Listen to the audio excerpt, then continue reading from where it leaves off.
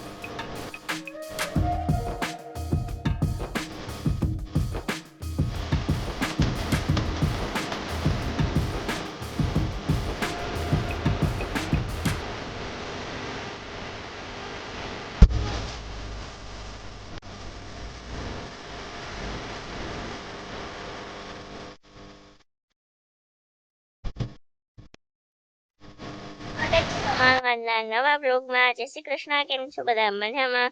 તો આગળ તમે જોયું કે આજે હતા મારા કાકાના છોકરાના અને છોકરીનું લગ્ન લખવાનું અને લગ્ન આવવાનું હતું. તો સવારે તો જો કે ડાયરેક્ટ ઉઠીને ત્યાં જવાનું થયું, એટલે વિડીયો શૂટ કરવાનો કઈ ટાઈમ ના રહ્યો. એટલા માટે તો અત્યારે વાગી ગયા છે 11:30 અને ત્યાંથી બસ હમણાં જ આવ્યા છીએ. અને જોકે આજે છે ત્યાં દાંડિયા રસ અને મજા આવી જવાની છે, કેમ કે ઘરનો પ્રસંગ હોય એટલે મોજ જ કરી લેવાની હોય. અને હવે પાછું જવાનું છે સાંજે, એ બધાનું જમવાનું છે. અને હવે ફાઇનલી કહી દઉં કે બ્રિજેશભાઈને સાથે શું બનાવ બન્યો હતો અને તે કેવી રીતના પડી ગયો હતો. તો તે શું કહેવાય, જુનાગઢથી મામણાસા આવતો હતો. ત્યાં જુનાગઢ જોબ કરે છે, તો અહીં મામણાસા આવતો હતો અને જ્યાં માલ બાપાનું મંદિર છે માણેકવાડા, તો ત્યાંથી એને બ્રેક મારી હતી. તો એને મારી તો પાછળની બ્રેક પર ખબર ના રહી, આગળની બ્રેક લાગી ગઈ અને એના પટ્ટા હોય તે ચોટી ગયા અને ગાડી એકદમ ઊભી ગઈ અને ગાડી ઢસણાણી, ઘણી દૂર સુધી ઢસણાણી અને ભેગું એ પણ હતું. અને જોકે કાંઈ જ એને કઈ જ થયું જ નથી. અને આગળ એનો ઠેલો હતો અને ગાડીનું હેન્ડલ હતું તે આમ વળી ગયું, એટલે સીધું એને છાતીમાં બેસી ગયું. અને જોકે શું કે બેગ હતું એટલે વાંધો ના આવ્યો, બાકી તો બહુ મોટું શું કે બહુ પ્રોબ્લેમ થઈ જાત. ખાલી એને સોજો જ આવી ગયો છે અને એની ગાડી પર થોડીક આમ સ્પીડમાં હતી, તો પણ ભગવાનની દયાથી એને કાંઈ એટલે કાંઈ કે લાગ્યું જ નથી. એના હાથ પગ નથી છોલાણા, ક્યાંય એના ચશ્મા પણ નથી તૂટ્યા, ફોનમાં પણ કાંઈ વાંધો ન થયો. અને પછી ત્યાં પડી ગયું અને પાછળથી કાંઈ એક મોટું વાહન પણ નહોતું, ટ્રક કે એવું કાંઈ જ નહોતું. અને એટલા માટે જો પાછળ કાંઈ આવતું હોય તો પાછળવાળાની પર બ્રેક ના લાગે અને ડાયરેક્ટ એની માથે જ ચડી જાય. જોકે કંઈ પાછળ હતું ને એટલે બહુ સારું થયું. અને તેની પાછળ તો બુલેટવાળા ભાઈ હતા, એને ઊભો કર્યો અને બેસાડ્યો. અને એને આવીને ડાયરેક્ટ એમ જ કીધું કે ભાઈ તું બચ્યો કેમ કે તું એટલો ઢસણાણો ને. તો એને એમ જ કીધું કે તું બચી કેમ ગયો. એને શું કહેવાય, ત્યાં ઓલામાં બેસાડ્યો, ઓઢાડે બેસાડ્યો અને એનો ફોન, ચશ્મા અને બેગ ને બધું ગોતી અને ફોન કર્યો. અને પેલો ફોન મારા માસીના છોકરાનો હતો, એને ફોન કર્યો અને પછી એને કીધું કે ભાઈ આને આમ થયું છે તો તું જલ્દી આવી જા. પછી એ ભાઈ એમ્બ્યુલન્સવાળાને કોલ કર્યો અને ત્યાંથી ડાયરેક્ટ એને સિવિલે પહોંચાડી દીધો. પછી એમ્બ્યુલન્સવાળા ભાઈએ મારા પપ્પાને કોલ કર્યો અને પછી ડાયરેક્ટ બધું, અને મારા ત્યાં જીજુ છે એને ફોન કરી દીધો હતો અને તે ડાયરેક્ટ સિવિલ હોસ્પિટલ આવી ગયા હતા. અને અહીંયા તો અમને ખબર જ નહોતી. જ્યારે પછી 8:30 થયા તો અમે પ્રાર્થના કરીને ઊભા થયા, તો બધા પછી મેં કોલ કર્યો ભાઈને. તો મેં તો હજી કેમ પહોંચ્યો નહીં, કેમ કે જુનાગઢથી આવે ને તો 1 કલાકમાં પહોંચી જાય. તો પછી એને કોલ કર્યો 8:30 વાગે. કોલ કર્યો, પહેલો કોલ કર્યો ને તો ઓલા જે ભાઈ હતા ને એને ઉપાડ્યો.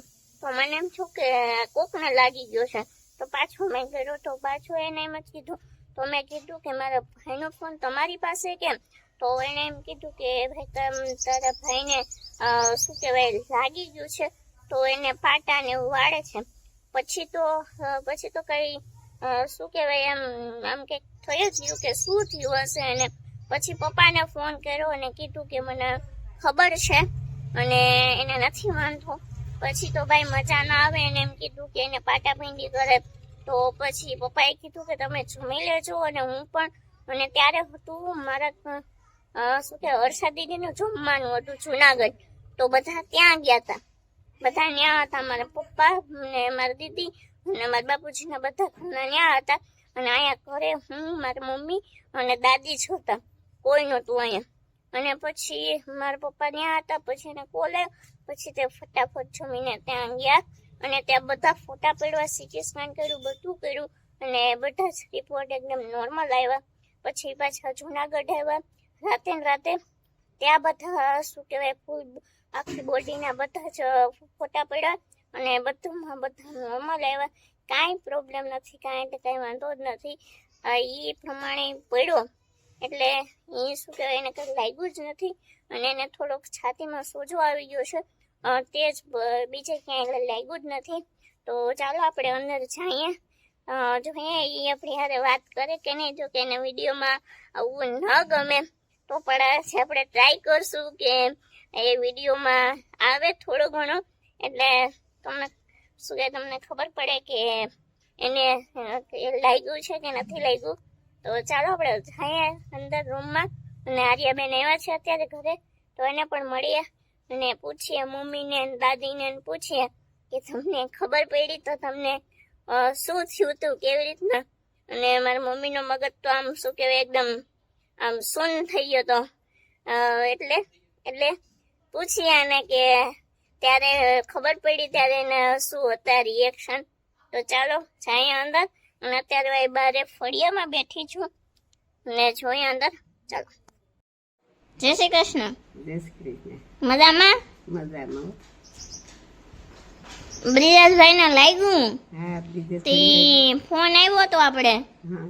તે પછી તમે શું વિચાર કરતા હતા? અમે શું કરતા હતા? અમે ઘેર હતા તે પછી એની વાટ જોતા હતા કે આવે પછી જમીએ. પછી તમને ખબર પડી હમ.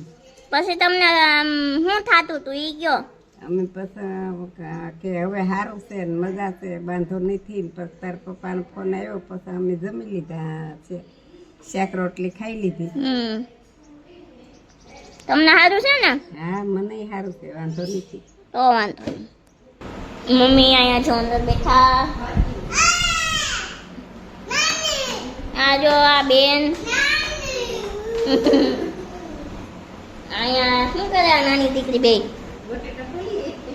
હાય આર્યા, કેમ ભાગી ગઈ? હા, કેમ ભાગી ગઈ? ભાગી કેમ ગઈ? જય શ્રી કૃષ્ણ. મજામાં? જય વાહ વાહ કાકા ન્યારે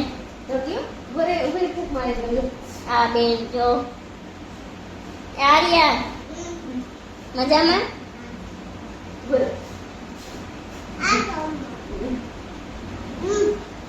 આયો આ બાજુ આય. શું મમ્મી મજામાં? તો બ્રિજેશભાઈને લાગ્યું તો ફોન કર્યો અને પછી તમને શું થઈ ગયું હતું? કયો કયો નગર હું કહી દઉં. ખબર પડે પછી આપણે એક થઈ જાય ને કે અરે એવું લાગ્યું છે, શું થયું છે. પછી ભાઈ અમે જમવા બેઠા ને તો મારી મમ્મી પાપડ શેકતા હતા. એને 3 પાપડ લીધા. મેં એને કીધું કે મમ્મી તમે શેકોમાં 3 બે શેકો, તો એ મારા સાંભળ્યા જ નહીં. પછી કે મને કહે કે તે મને ક્યાં કંઈ કીધું હતું. શું કે એનો મગજ આમ શૂન્ય થઈ ગયો હતો, આપણે બોલાવી તો જવાબ દઈ નહીં, એવું થઈ ગયું હતું મારા મમ્મીને. તો કા મમ્મી આમ પાછું બીજાએ ફોન કર્યો એને કીધું, પછી બહુ બધા પી ગયા હતા આમ થાણે. આર્યા બેન પાણી પીવે છે. હાય આર્યા, હાય. પેટ પૂજા થઈ ગઈ? અહીં કેમ ચપ્પલ પહેર્યા? નવા નવા છે એટલે કે નવા ક્યાંથી લીધા? જુનાગઢ જાઉં? કા કેમ જુનાગઢ જવું? હે મહેરી નાના ઘેર જવું? ક્યાં નાના ઘેર જવું? નામ બોલ તો.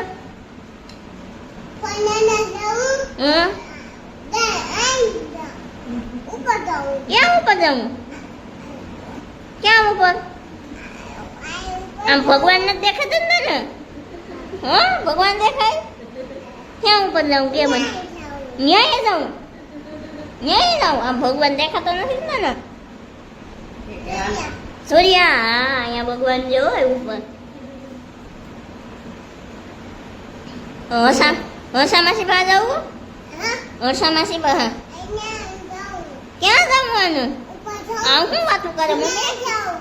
હા ઉપર જાવ ત્યાં જાવ વર્ષા બેસીને તો ઓય ઉપર ત્યાં નાનાની ઉપર જઈ ગયા ને લિફ્ટમાં બેસીને જાઉં ઓય મારા દીકરા હું તો ભગવાન દેખાતા નથી ને હે આર્યા લિફ્ટમાં બેસીને જાઉં હે આમ સર ઉપર ગા ન્યાય જાઉં માસીને ઘેર જાઉં માસીને ઘેર જાવું કે એ આવજો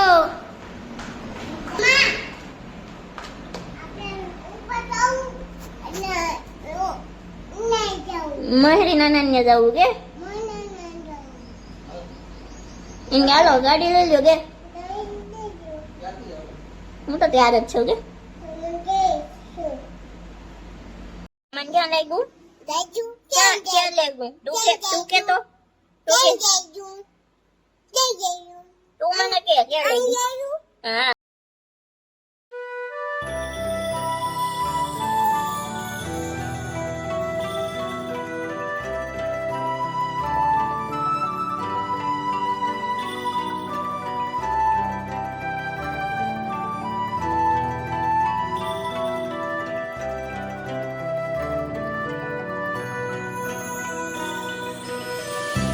જય શ્રી કૃષ્ણ કેમ છો બધા મજામાં તો આપણે જે દાંડિયામાં જે મ્યુઝિક વાગતું હોય તે હું ન રાખી શકું કેમ કે તેના લીધે મારે કોપીરાઇટનો પ્રોબ્લેમ આવે છે અને જો કે વાગતું હોય એટલે મારે કોપીરાઇટ આવી જાય છે વિડીયોમાં અને પછી પ્રોબ્લેમ થાય છે એટલા માટે તે મ્યુઝિક નથી રાખતી હું